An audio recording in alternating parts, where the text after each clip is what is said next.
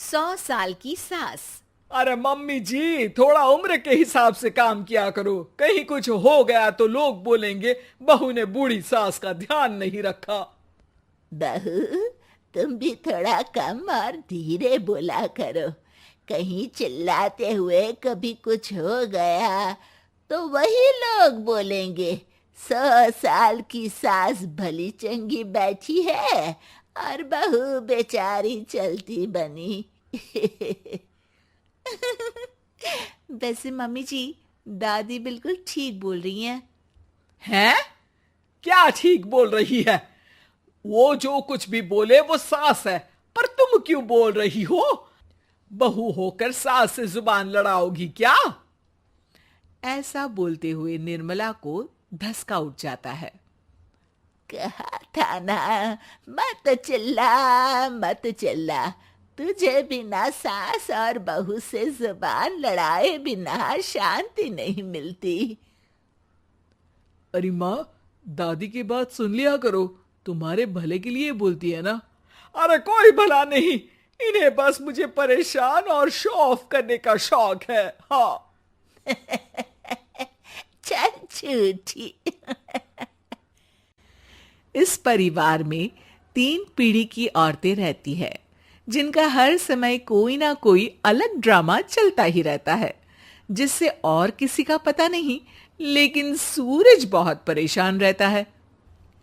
माँ, पियाली और दादी, आप तीनों के पास एक दूसरे को सास बहू वाले ताने देने के अलावा कुछ काम हो या नहीं, पर मेरे पास जरूर है। इसीलिए पियाली, जरा लंच ले आओ, मुझे ऑफिस भी जाना होता है। इस पर पियाली सूरज को लंच देती है और वो ऑफिस चला जाता है, जिसके बाद तीनों एक बार फिर अपनी बातों या कह लो कि नोक-झोंक में लग जाती हैं। इसी में दिन बीत जाता है। रात को सूरज के साथ उसके दोस्त भी खाने पर आते हैं। पियाली, मेरे कुछ दोस्त आए हैं। सॉरी, अचानक प्लान बना तो बता नहीं पाया। तुम जल्दी से डिनर बना दो ना। अरे वाह रे, आलसी माँ की आलसी बेटी। पहले बिना बताए दोस्तों को घर ले आओ, फिर बोलो जल्दी से डिनर बना दो। इतनी जल्दी है तो खुद बना लो। अरे माता, सब बाद में दिखा देना, अभी खाना बना दो ना प्लीज। ऐसा बोल के सूरज दोस्तों के पास जाकर बैठ जाता है और पियाली डिनर की टेंशन में अपनी सास के पास पहुंच जाती है, जो अपने कमरे में आराम कर रही होती है। मम्मी, सूरज अचानक दोस्तों को घर ले आए हैं, क्या करूं अब? कुछ ऐसा बताओ ना जो जल्दी बन जाए और सर्व करते हुए भी अच्छा लगे। अरे रेस्टोरेंट से मंगा ले, दोबारा परेशान मत करना, सोने दे मुझे। इतने में दादी सास भी वहां आ जाती है। वाह, आलसी का आइडिया भी उसी की तरह बेकार है। कोरोना में बाहर से खाना मंगाएंगे। बहू, तुम सो ही जाओ, वही काम अच्छे से कर सकती हो। चल पियाली, मैं बताती हूँ क्या करना है। इस पर दादी सास पियाली के साथ मिलकर सारे मेहमानों के लिए खाना बनाती है, जिससे उन्हें ज्यादा मेहनत भी नहीं करनी पड़ती और सबका पेट भी भर जाता है। दादी के इस आइडिया से पियाली और सूरज बहुत इम्प्रेस हो जाते हैं। दादी, क्या यही खाना आपकी इस उम्र में इतना एक्टिव रहने और एंडलेस लाइफ का राज है? वैसे दादी ने आज तक राज किसी को बताया नहीं। इन्होंने ससुर जी तक को नहीं बताया, तभी तो वो ऊपर पहुंच गए और ये अभी तक यही है। तेरी सास मेरे ऊपर पहुंचने का ही इंतजार कर रही है, पर इस आलसी का ये सपना पूरा नहीं होने वाला। क्यों जी, अमर होने का वरदान लेकर आई हो क्या? अमर का पता नहीं, पर लगता है तुझसे लंबा जरूर जी लूंगी। इससे पहले कि दोनों सास बहू में कोई बहस शुरू होती, पियाली बीच में बोल पड़ती है। ठीक है, आप दोनों लड़ क्यों रही हैं?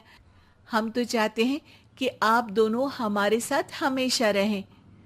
पियाली की बातों पर दोनों शांत हो जाते हैं और उनकी लाइफ पहले जैसे चलने लगती है, जहां दादी सुबह जल्दी उठकर कुछ न कुछ काम करते हुए पूरा दिन बिताती है, तो वहीं निर्मला और पियाली लेट उठने से लेकर धीरे धीरे आलस में काम करना और जब मर्जी सो जाने से अपना दिन बिताती हैं।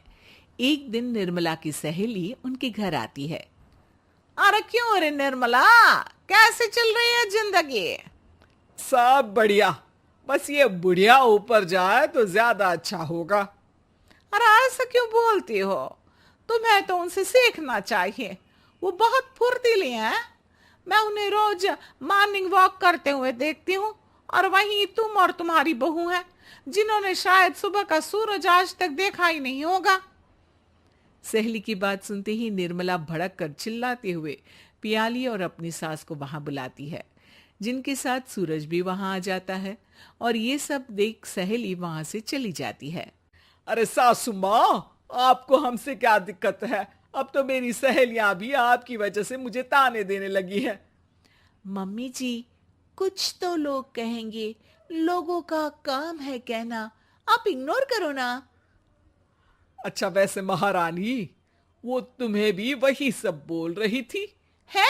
मैंने क्या किया? अरे किलस क्यों रही हो? अब तो समझो और अपना लाइफस्टाइल सुधारो। ओ मोरी मैया, अब हमारा लाइफस्टाइल भी खराब हो गया क्या?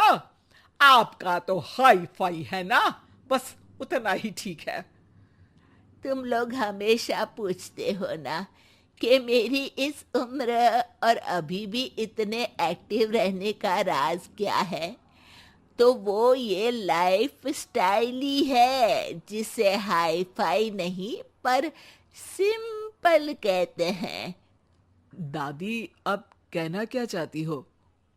यही कि मैंने अपनी जिंदगी में बहुत किताबें पढ़ी हैं, जिनमें एक किताब से मुझे ये समझ में आया कि हम कितने गलत तरीके से जिंदगी जीते हैं।